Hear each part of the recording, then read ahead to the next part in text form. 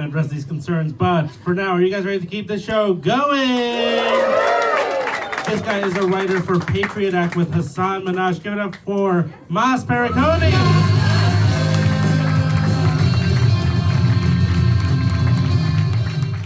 Oh my God! Hello! How are you guys? What's going on?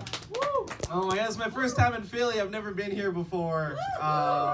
Thank you so much. And yeah, I don't know a lot about Philly. I don't know if I have this in common with any of you, but I like to get hit during sex. That's something. Oh, I love Philly. It's my city. I like to get hit during sex, and if you don't know, and it sounds like a lot of you know, but if you don't know, when you like to get hit during sex, you have to show people how to hit you during sex. You can't just let them come in with whatever they're thinking. You can't do that. I did that once. I was with somebody, I said to hit me, I didn't say how, and what she did was she made a fist, she rose it, and she brought it down on top of my head.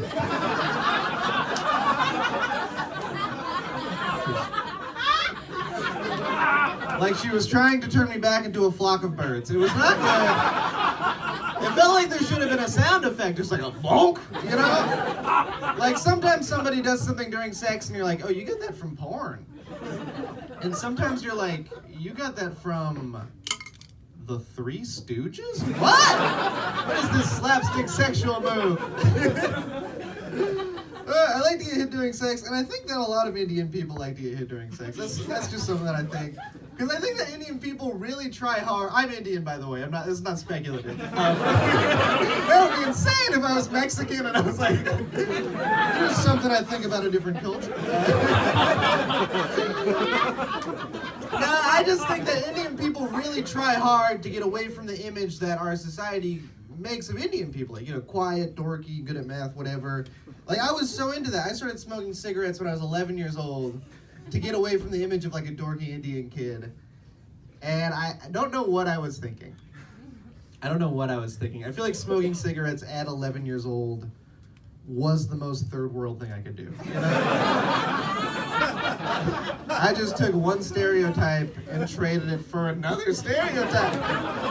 It would be like if I was like, hey, you think Indians are bad drivers? Well, watch me ride this motorcycle with my whole family on it, you know? And a television for some reason. I am trying to learn a little bit more about Indian culture, though. I went to India for the first time when I was 17, and while I was there, I had to get an emergency root canal.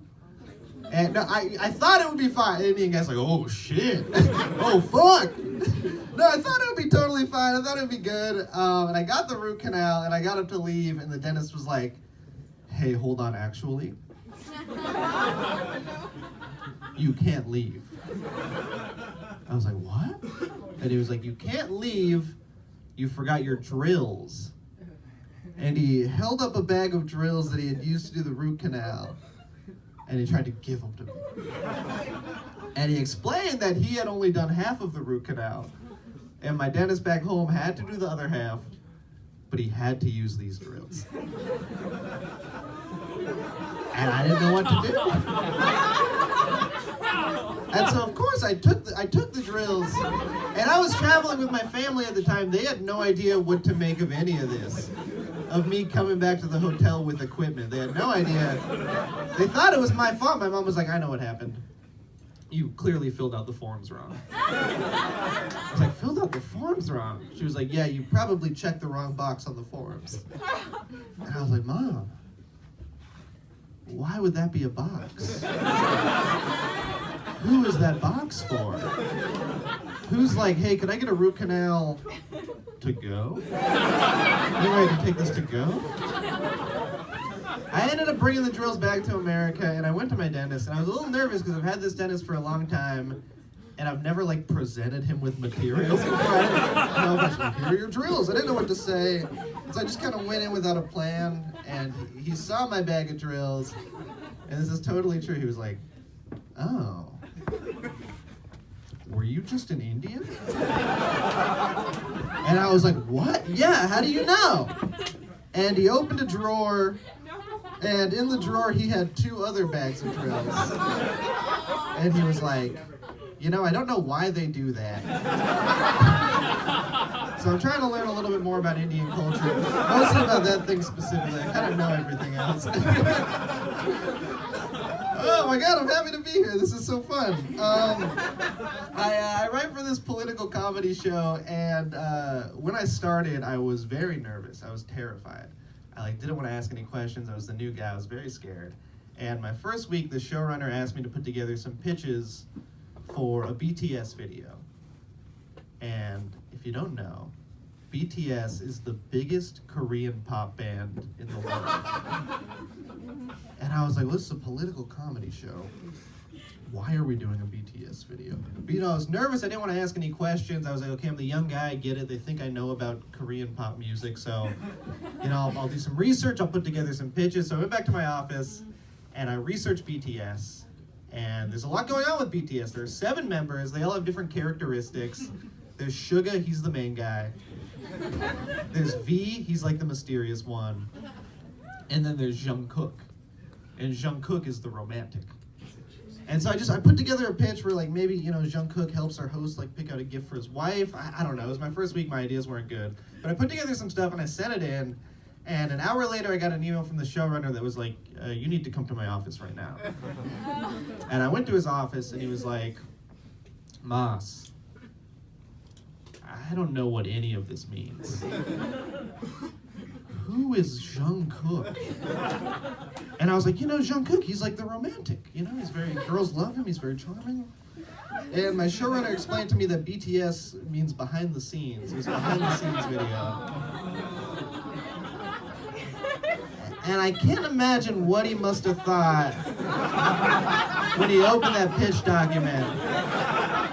Just we've hired an insane person. In his first piece of writing for the show, he's introduced 7 new characters. And for some reason, they're all Korean teenagers.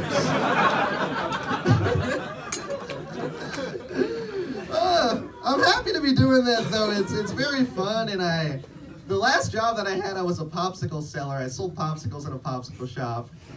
And when I started there, I fucked up in a way that no one's ever fucked up before. It was so bad. I was closing the popsicle shop, and if you don't know, when you close a popsicle shop, what you do is you take all of the money out of the cash register, you put it in a plastic bag, you label the plastic bag with your name and the date, and you put the plastic bag in a fold-out drawer in a safe. And I did all of that completely fine. And I was in the back washing dishes, and I realized that I had forgotten to lock the front door of the popsicle shop. And I was being kind of paranoid. I was like, God, what if in these couple minutes somebody came in, opened the fold-out drawer of the safe, and took all of the money? I was being totally paranoid. So I went out to check, and I opened the fold-out drawer of the safe, and all of the money was gone. And I couldn't believe it. And I didn't know what to do. I was like, I can't call my boss and tell him that I let the store get robbed. I can't do that. And so what I did instead was I went to an ATM. Hey, we've all been there, right? I went to an ATM and I took out the exact amount of money. I put it in a plastic bag, labeled it with my name and the date, and put it in the fold-out drawer of the safe. And I thought I was being so smart. I was like, oh my God, I solved the problem. This is great. And I was in the back, I was finishing the dishes, and I thought about it for a second, and I was like, oh my God, I just paid over $900 to make $10 an hour. This is objectively a bad deal. So I went out to take the money back, I opened the fold-out drawer of the safe, and all of the money was gone. And I realized that when you close the fold-out drawer of the safe, the money just drops down into the bottom part of the safe and is totally inaccessible to me. And so in half a second, I went from oh my God, there's no money in the safe, to, oh my God, there's too much money in the safe. And then I had to call the boss and be like, look man, you're gonna come in tomorrow, you're gonna find 2 identical bags of money. I didn't want to give too much information. I didn't want to be like, hey, I thought the store got robbed, but instead of telling anyone, I thought I'd trick you. So I had to go in the next day to like retrieve my bag of money. And I was hoping that he would just leave it there for me to pick up. That would have been best case scenario. But I went there, he was holding my bag of money. And it was immediately clear that he had no idea what to say to me at all. He like kept trying to turn it into a lesson, but he had no idea what kind of lesson to turn it into. So he was like, look, man, I guess we never went over this. You should never keep personal money in the store cash register. Any personal money that you have, you should be keeping that at home. Or maybe in a bank or something, I don't know. And so what he thought happened was that I did not have a place to keep my money. And I saw where he had been keeping his money. And I must have thought, well, this is how adults keep their money then. I mentioned up top that I like to get hit during sex. I don't know if you remember. I like to get hit. I'm very open sexually, and that's surprising to me because I'm not open about anything else in my life. I'm very closed off. This is true. I got a massage on Tuesday, and at the end of the massage, the masseuse said, he said, you know, I tried to open you up, but I couldn't. Your body fought me every step of the way. So that's generally how I am, but I'm very open sexually, and I always have been, even when I was like a little kid somehow. I don't know how, but from when I was like 11 to when I was maybe 15, I had this whole project. And the project was to give myself a prostate orgasm. That's what I wanted to do. And by the way, Good Theater in Philadelphia, I thought we were all doing that. I thought everyone was doing that. I didn't realize. I didn't know I was the only boy in 7th grade who was trying to have an internal orgasm. I had no idea. I didn't know. And the problem is that a lot of other straight guys think that if they do that, it makes them gay. And I think that if you're a straight guy and you've never tried to give yourself an internal orgasm, I didn't mean to look directly at you when I said that. Holy shit, I just completely... And he's here tonight. No. I just think that if you're a straight guy and you've never tried to give yourself an internal orgasm, I think that you've never made a woman come. That's what I think. And no. Do not applaud it. No, oh my God, no. No, thank you. I just think that if you've ever seen a woman have a real internal orgasm, I think you'd want to have the one that she had. It looks so fun! There's such a difference between a female orgasm and whatever it is that men have. There's such a big difference. Because like when a man comes, it never looks intentional. It always looks like an accident, right? Whenever a man comes, it looks like the next thing he's going to do is say, well, that was strange. I'm not sure what that was. But when a woman comes, her arms and legs move. She looks like the one Muppet that plays the drums. And it's like, that's the orgasm that I want. That's the one that I want to be having. And so growing up, I would always Google, how do I have an internal orgasm? I would Google it on school computers. I wanted it so badly. Oh, I wanted it so bad. And the websites for this are so good. They're so good, because they don't just tell you how to have an internal orgasm. They tell you why you gotta be having one right now, you know? Whenever you go on one of these websites, it feels like you were supposed to be there 15 minutes ago. They're like, oh my God, you're here. Come on, we gotta get started. We gotta get this going.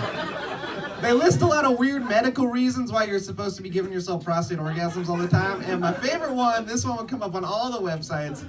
It would say that giving yourself a prostate orgasm regularly, it increases the effectiveness of certain antibiotics. I know, what? Well, that can't be true. That can't be true. I feel like that's for when you get caught, right? Someone walks in, you're like, oh, I'm on antibiotics. Guys, thank you so much. Oh, this is so